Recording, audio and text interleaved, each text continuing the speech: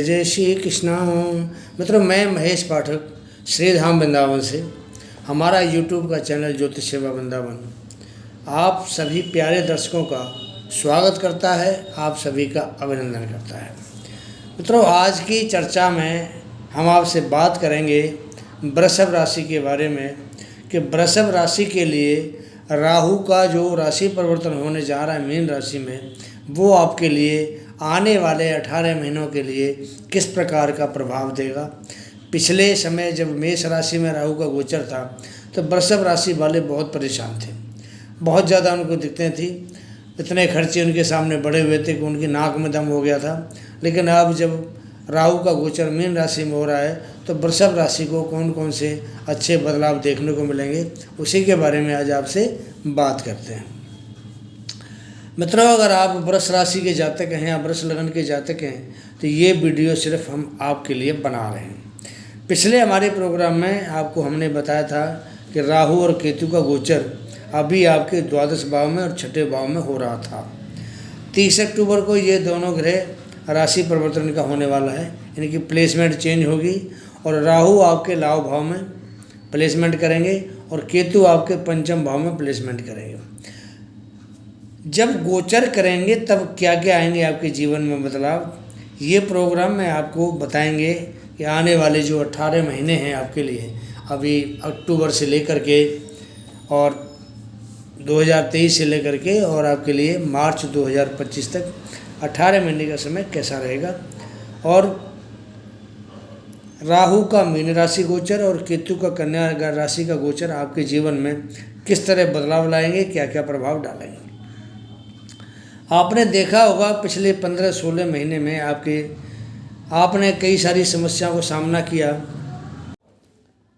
समस्याएं आपकी समाप्त नहीं हुई, एक चली गई, दूसरी समस्या फिर सामने आके खड़ी हो गई, दूसरी चली गई, फिर तीसरी समस्या आपके सामने आके खड़ी हुई। और ये समस्या देने वाले थे आपको राहु और केतु। अब इनसे छुटकारा पाने का समय आ गया है। राहु केतु ने आपके जीवन में एक जो बहका वातावरण बना दिया था, पर अब आपको डरने की बिल्कुल भी आवश्यकता नहीं है।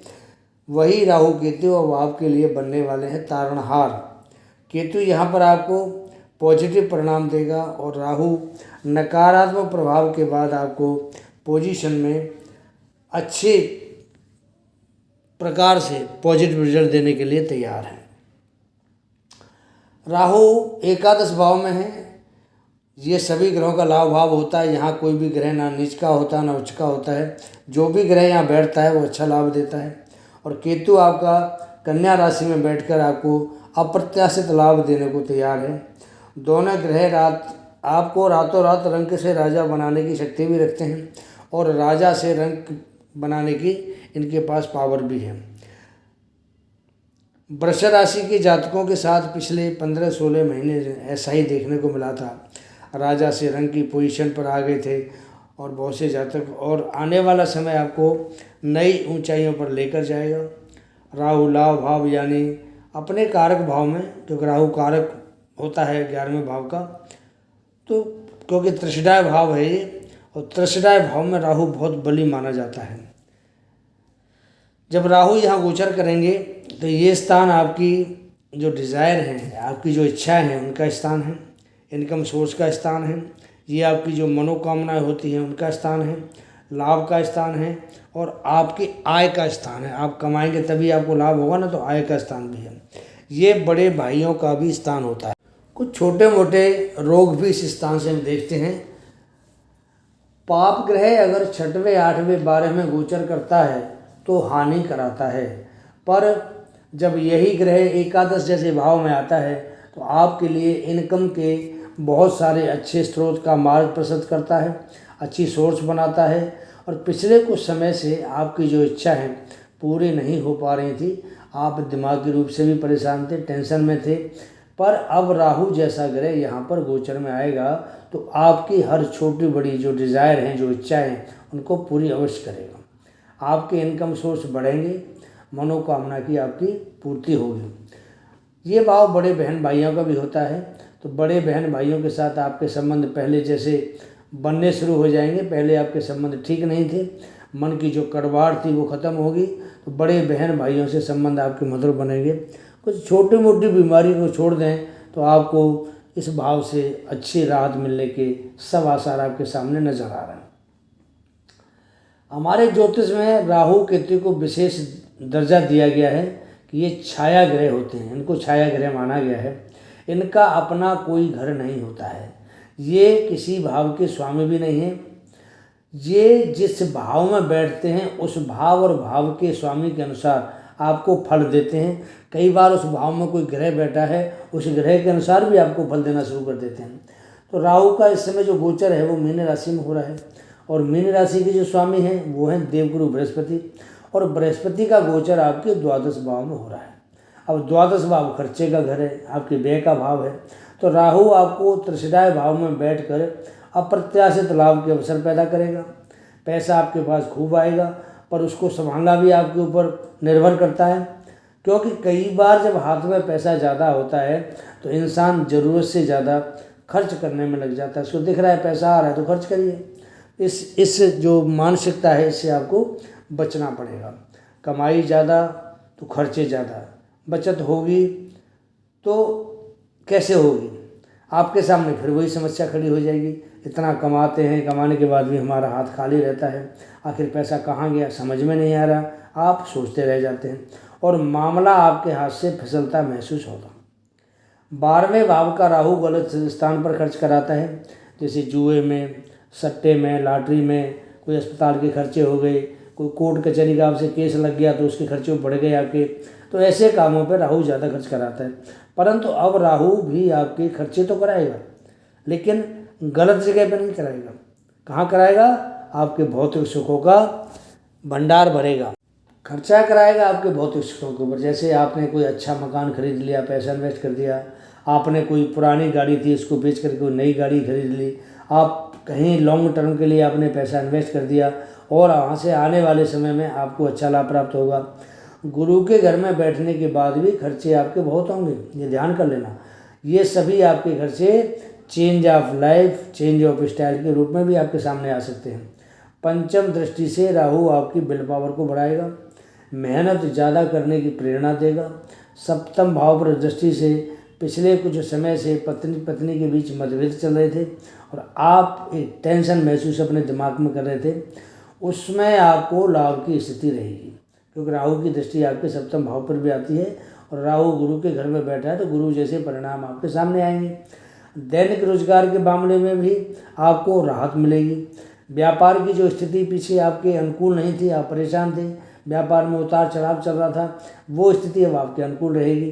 जो पार्टनर आपके साथ पीछे षड्यंत्र करके आपको धोखा दे रहे थे, वो सब अपनी गलती मान के नॉर्मल हो जाएंगे और आपके लिए लाभ के लिए, आपको लाभ देने के लिए वो पार्टनर जो आपके हैं, जो साझेदार हैं, वो काम करेंगे। अगर केतु के गोचर की बात करते हैं तो केतु का पंचम भाव में, यानी पंचम भाव होता है त्रिकोण का भाव, और ये शुभ भाव कहा जाता है। तो हमारे कुंडली में 3 त्रिकोण होते हैं, एक लगन को त्रिकोण मानते हैं, पंचम भाव, नवम भाव, 1, 5, 9 तीनों भाव त्रिकोण होते हैं।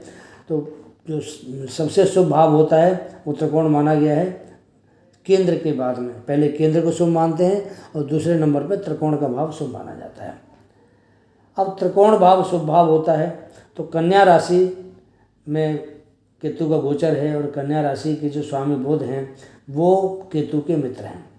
अब मित्र की राशि मूल त्रिकोण राशि है बुध की, यहाँ अगर केतु जैसा ग्रह बैठेगा तो हम क्या देखते हैं कि पंचम भाव शेयर मार्केट का भाव भी है। तो यहाँ केतु देव आपको शेयर मार्केट से पीछे काफ़ी नुकसान आप उठा चुके हैं अपने काम धंधे व्यापार में, लेकिन यहाँ पे आपको शेयर मार्केट से कोई अकस्मात अचानक ही आपको केतु लाभ करा सकता है।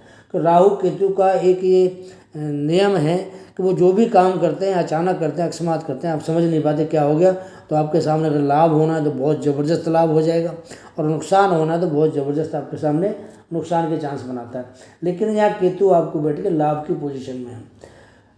कहीं आपने पैसा पीछे इन्वेस्ट किया हुआ था, वहाँ से आपको एक साथ अच्छा लाभ मिल सकता है। केतु आपको यहाँ बैठकर अच्छा रेस्पॉन्स देगा। पर यहाँ एक बात ये भी आपको ध्यान देने वाली है कि राहु सिर है तो केतु बिना सिर का देवता है, यानी धड़ है। अब सिर तो है नहीं केतु के, तो सोचने समझने की जो शक्ति है वो भी इसको नहीं है।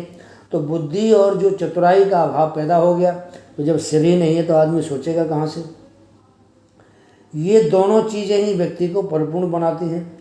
अगर बुद्धि का सही इस्तेमाल नहीं हुआ तो हाथ में जो आपके मौका आया है, हाथ में जो कोई पैसा भी अगर आपके पास आया, वो सब का सब बिना बुद्धि के और वो सब खत्म हो जाता है। ऐसा योग यहाँ पंचम में बैठकर केतु देव बनाएगा। ये ग्रह हमारे जीवन में कुछ अच्छा भी करते हैं तो कुछ हमें साइड इफेक्ट भी देते हैं, जो कई बार हमारे लिए गलत होते हैं। जब आपको ऐसा एहसास होने लग जाए कि कुछ गलत होने वाला है तो आपको उसी समय अलर्ट हो जाना है। अलर्ट होने के बाद उस चीज़ से बचना है, नहीं तो ये हो सकता है आपका कोई बहुत बड़ा नुकसान भी करा सकते हैं। केतु देव यहाँ से जिन माता पिता के लिए संतान की चिंता ज़्यादा करते थे, अब केतु देव पंचम में बैठने से आपके अच्छा करने की पोजीशन में होंगे। अगर जिनके संतान नहीं हो रही है, बच्चे होने में दिक्कत हो रही है, मिसकैरेज हो जाता है, तो यहाँ थोड़ी सी परेशानी केतु पैदा करेगा। और संतान भी होगी तो थोड़ा डिले करके देगा, देर से देगा। पाप ग्रह है, पंचम भाव में इसको अच्छा प्रभाव नहीं मानते हैं। उधर से राहु की दृष्टि भी आ रही है, तो संतान पैदा करने के लिए या संतान के जन्म लेने के लिए थोड़ी स्थिति आपके बढ़िया नहीं कह सकते। ये पंचम भाव स्पोर्ट्स का भी है, खेलकूद का भी है, मौज मस्ती का भाव भी है। तो जो छात्र हैं, पढ़ने वाले बच्चे हैं, अगर इन गतिविधियों में कहीं पार्टिसिपेट करते हैं या कहीं खेल में कहीं उनको मौका मिलता है, तो उनकी मेरी छोटी सी सलाह है कि आप खेल कूद में हिस्सा लें, पर अपनी पढ़ाई पर आपको पूरा ध्यान रखना पड़ेगा। नहीं तो कोई ऐसा ना हो कि परीक्षा परिणाम आपके अनुकूल ना हो और बाद में आप हाथ मलते रह जाए। बुध का गोचर जब शुभ भाव में होगा तब केतु आपको अच्छे परिणाम देगा, क्योंकि बुध का एक बहुत ही अच्छा रोल होता है हमारी ज़िंदगी में। बुध व्यापार का कारक होता है, बुद्धि का कारक होता है, वाणी का कारक होता है। बुध का प्रभाव भी बृहस्पति जैसा है। भाग्य का आपको साथ मिलेगा, लाभ मिलेगा ज़िंदगी में, व्यापार बढ़िया चलेगा, धन की आपको पुनः आना शुरू हो जाएगा। परिवार भौतिक सुख, परिवार में अच्छी खुशहाली का वातावरण बनेगा, भौतिक सुखों में आपकी वृद्धि होगी, आपका व्यक्तित्व भी निखर कर सामने आएगा, आपकी जो वाणी है बहुत ओजस्वी हो जाएगी, परिवार में खुशहाली का माहौल बनेगा। ये सब 100% सत्य भविष्यवाणी आपके लिए हम कर रहे हैं और यही चीज़ें आपके सामने आएंगी। हमारी तरफ से आपको अच्छे दिनों की शुभकामनाएं। बात करते हैं अब कुछ ऐसे उपायों की जिनसे आपको लाभ हो सकता है। देखिए, बुध के स्वामी हैं गणपति, गणेश जी महाराज। तो आपको गणपति सहस्त्र स्तोत्र का पाठ करें और बुधवार को 1000 धूप से गणपति की आप पूजा करें। एक मंत्र बोलें, एक धूप चढ़ाएं। इसी प्रकार आपको 1000 धूप से गणपति की पूजा करनी है। यहाँ पर बुध के जाप भी आप कर सकते हैं। बुध का मंत्र है ओम ब्राम ब्रीम ब्रोम सह बुधाय नमः। दूसरा मंत्र है ओम बुधाय नमः, ओम बूम बुधाय नमः। तो कलयुग में 36,000 मंत्र जाप का विधान है। बुध जितना आपकी कुंडली में शुभ होगा उतना अगले आपके जो 18 महीने आने वाले हैं आपके लिए केतु का अच्छा फल प्रदान करें। राहु केतु के किसी भी अशुभ प्रभाव से बचने के लिए आप बुध के जाप करेंगे तो केतु मजबूत होकर के आपको शुभ फल देगा। और राहु के लिए अगर आप गुरु मंत्र का जाप करेंगे तो राहु मजबूत होकर के आपको गुरु का शुभ फल प्राप्त कराएगा।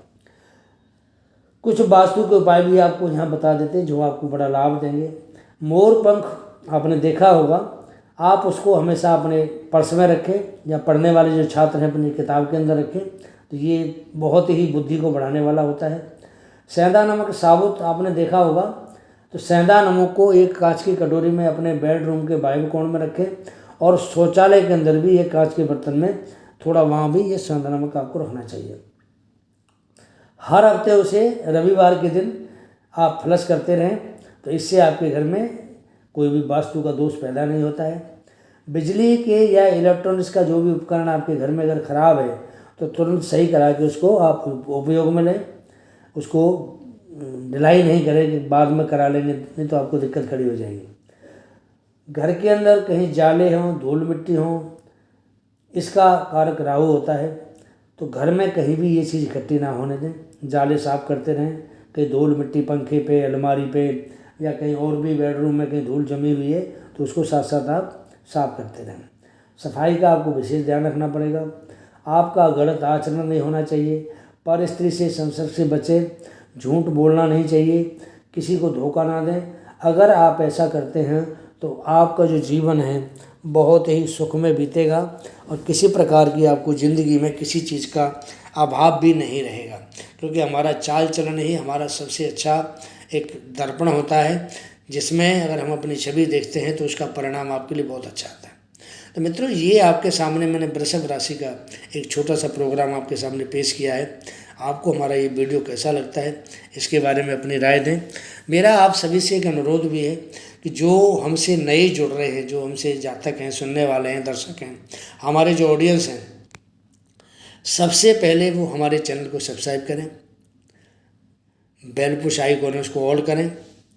इसके बाद हमारा प्रोग्राम देखें, प्रोग्राम को लाइक करें, और अगर आपको हमारा प्रोग्राम अच्छा लगता है, पसंद आता है, तो हमारे प्रोग्राम को आप अपने जो मित्र हैं, आपके जो घर के हैं, परिवार के लोग हैं, उनको शेयर अवश्य करें कि जो जानकारी हम आपको दे रहे हैं आपके माध्यम से आपके मित्रों को प्राप्त हो।